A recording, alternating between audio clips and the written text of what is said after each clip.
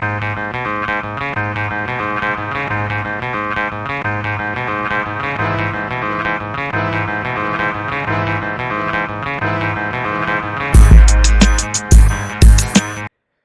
everybody. Welcome back to another episode of the J Rock Show on this beautiful Friday here from the SimWorld TV studios. I am your host, Mr. J.K. Candell, the man that is going to give you the best SimWorld U content you can find.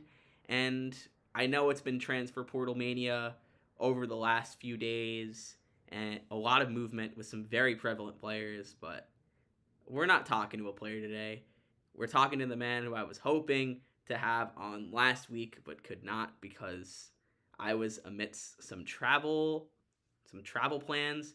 I'm here to talk to new Minnesota head coach Tomas Koose, formerly of SimWorld Atlantis, the third winningest coach in SimWorld Prep history. Welcome to the show, Coach. Great to have you here. How are we doing today? I'm good, JK. First of all, thanks for the invite. As you said, we've been trying to make this happen for over a week now. Pretty much ever since I got announced as the Minnesota coach, and now we got the timetables to work together, and here I am to talk a little bit about SimWorld. Oh, yeah, of course. And I'm really looking forward to hearing all about your journey because it's definitely been a long one for you. You were coaching in SimWorld Prep in the States, and then you found your way to SimWorld Atlantis. You went back overseas because it didn't feel like home. You were with Beyond the Arch, for the people that don't know, 57 wins in prep, only behind two other coaching greats in Brett Lee and Alyssa Dodge. But it's been a journey for you. When last time we spoke, you kind of told me about the feeling of being at home and how important that is to you. So let me know, what was it about this Minnesota job, and let the people know as well what really enticed you about it, because I it's such an interesting story, man. Yeah, man. So, like the backstory of being at St. Louis, uh, I was there for the first 2 seasons of my career, and it was a good time. But I just felt like a move back, uh, back towards home. Not quite home, but I do have studies completed in England, so it was kind of my second home. Um, so I felt like that was the right move at the time, and I still feel like that was at the time the perfect move. Getting closer to home, we had a good thing going on at uh, SW Atlantis with great players coming through the program during my time there, and yeah, like I think I said this on the written article as well. Culturally, Minnesota is a lot like Finland, where I'm originally from. So that was something that I had to be sure that I will feel at home when coaching. I feel like Minnesota gives a great chance for me to do that, and I feel like the team is in a good situation. It does need some work, of course. Like you've got Donald Ifedi. Sorry if I'm mispronouncing his name, but he's moving on to SWBA. Obviously, top scorer on the team, a big hole to replace, but there's a lot of good building blocks. I feel like there's some good talent coming through from the area and nationally, and it just felt like the right time to make the move, see what it's like to be an SUU coach, and Yeah. try to see if I have what it takes uh, Yes. to make it there as well. Yes, and you said that it's very similar to home in Finland for you. Does the cold weather out there, does was that kind of part of that helpful sense of familiarity for you? It's definitely one of the things taken when considering, the climate is very similar. So I'm very used to it, and it just reminds me of home. So it does help, especially when it gets to the nitty gritties of the season. Yeah, of course. And for you, you were at Atlantis. You said you were willing to kind of wait it out to find the right SimWorld U job. You were talking to me about this when I wrote that article last week, but the Big Ten is quite the difficult place to get your first coaching job at the SimWorld U level.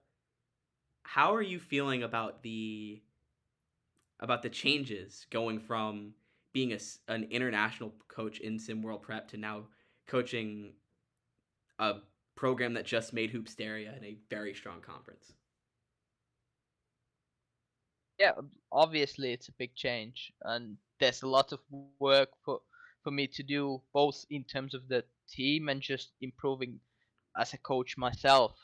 But realistically, if you want to succeed, you can't shy away from the challenge either. And the challenge came from Big Ten, so I'm happy to take it and go head on to it and try to take it on. Yeah, I absolutely get that. You like we spoke about, no Donald Fetty.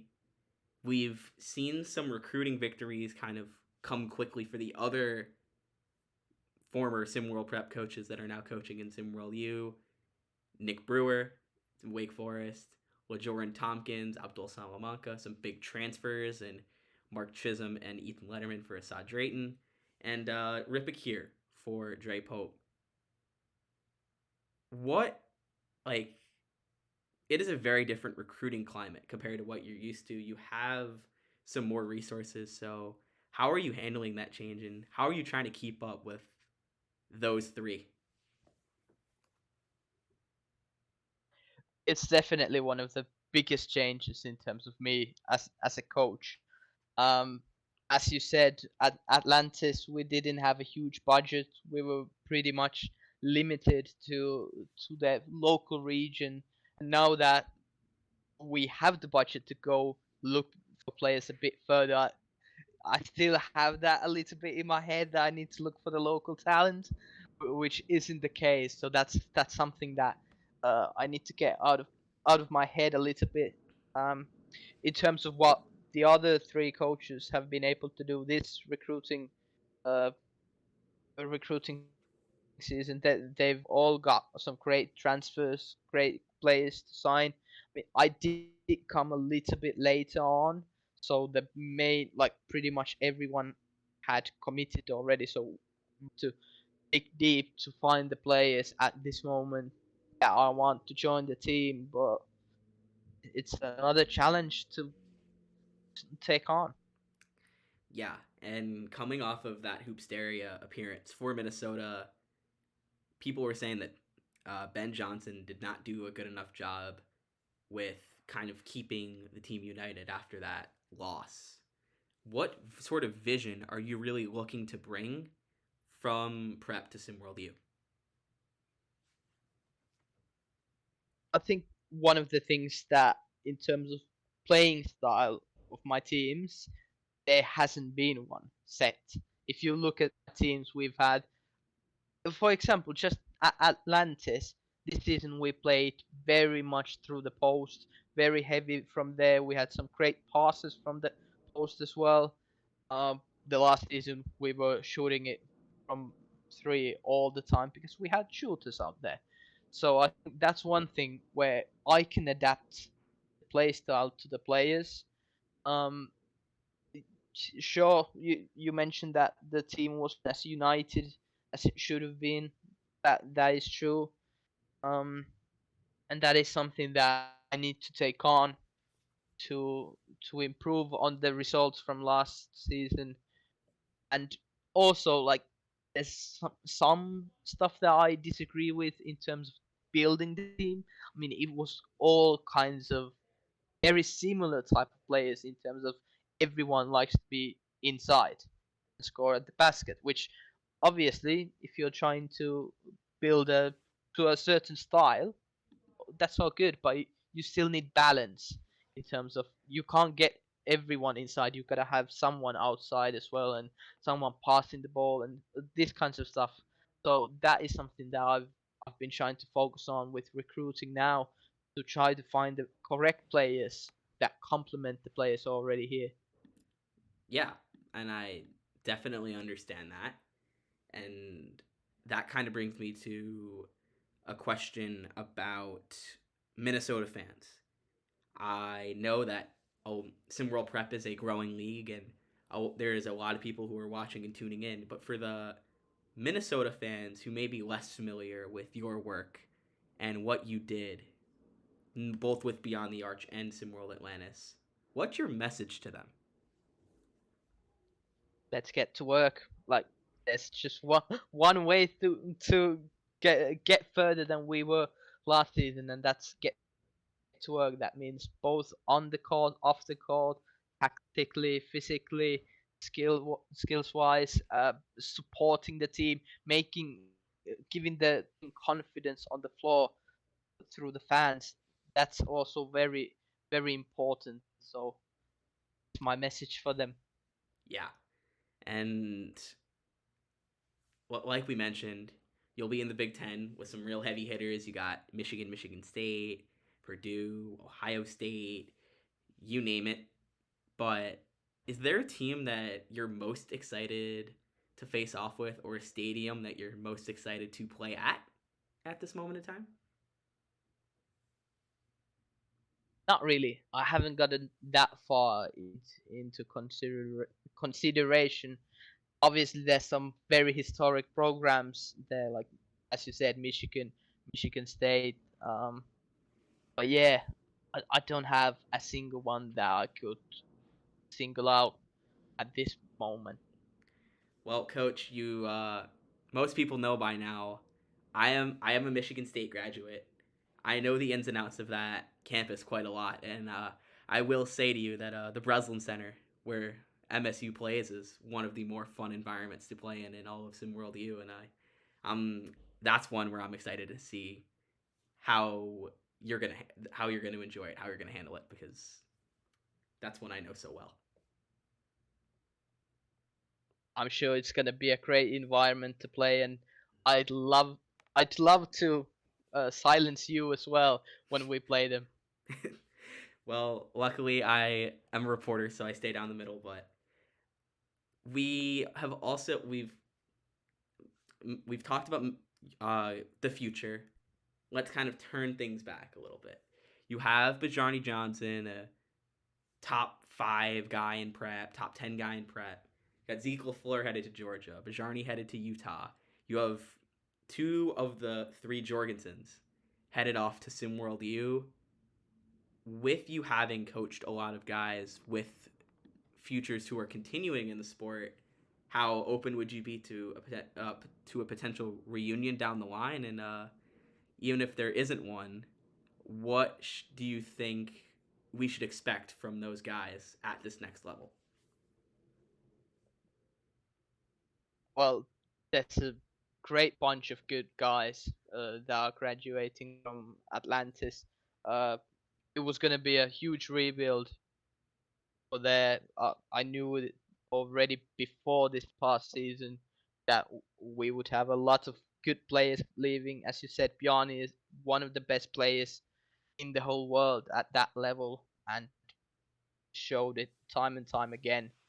Um, I can't, like as you said, 2 of the Jorgensen boys, Lafleur, eh, um, so many good players that are moving on to SimWorld U as well.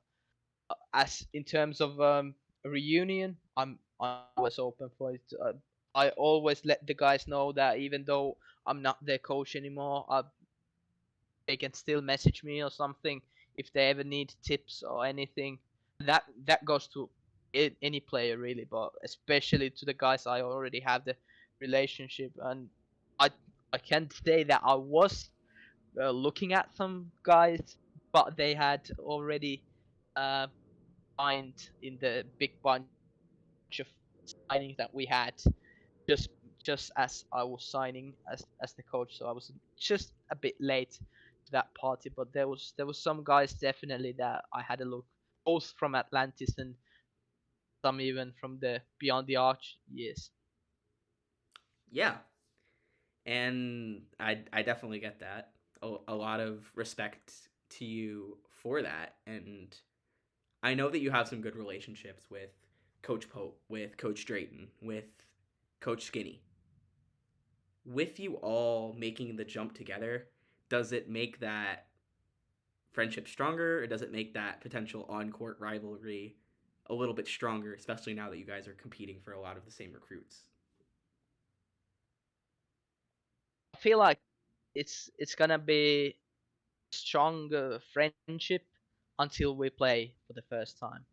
And it's gonna change everything. And when we get to the first like proper batch of prep recruits that we are competing on, like as I said earlier, I came a bit later to the U level, so I wasn't in this recruiting batch as much as they were competing for guys.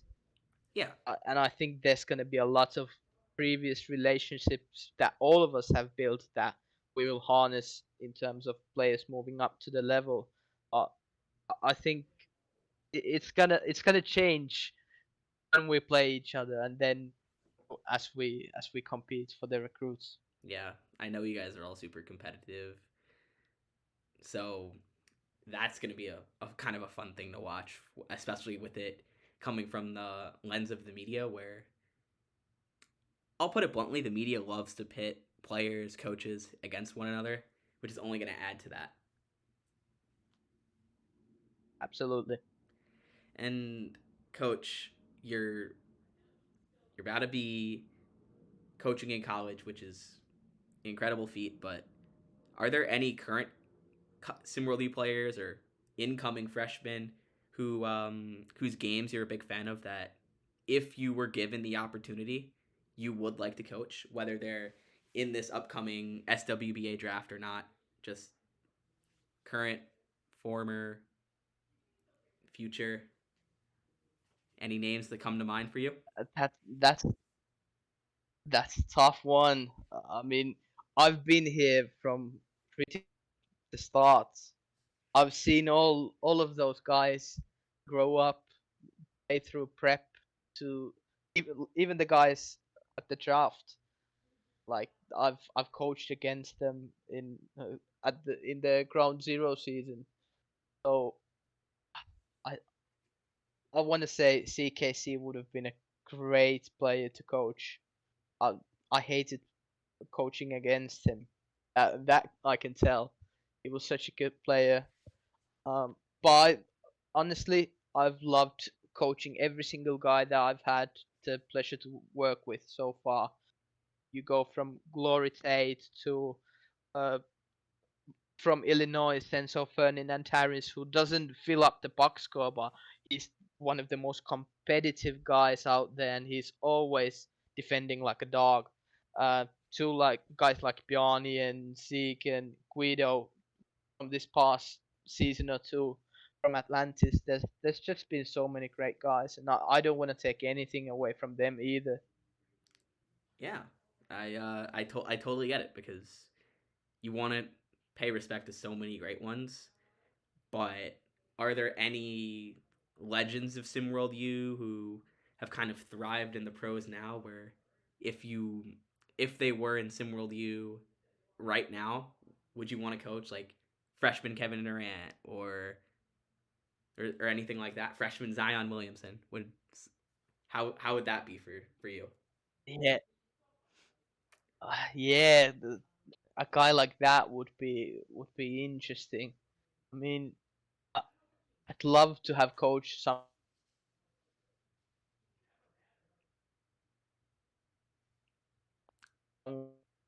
sorry, did I drop for a moment? No worries. What were you saying, my man?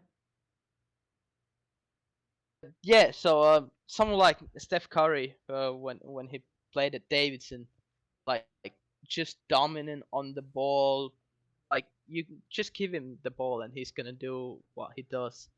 And even at that time, nobody could have predicted what he's gonna do at the pro level. But someone like that, I mean, you mentioned KD, yeah, would have been like he's a cheat code when you think of it. So many different guys, but those are the two names that come to mind first.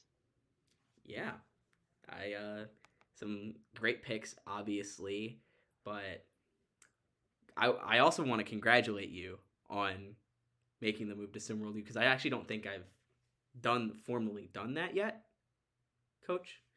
So But thank you. yes, but that should wrap up the rest of this episode. Do you have anything else you want to say? Anything else you want to let the viewers at home know?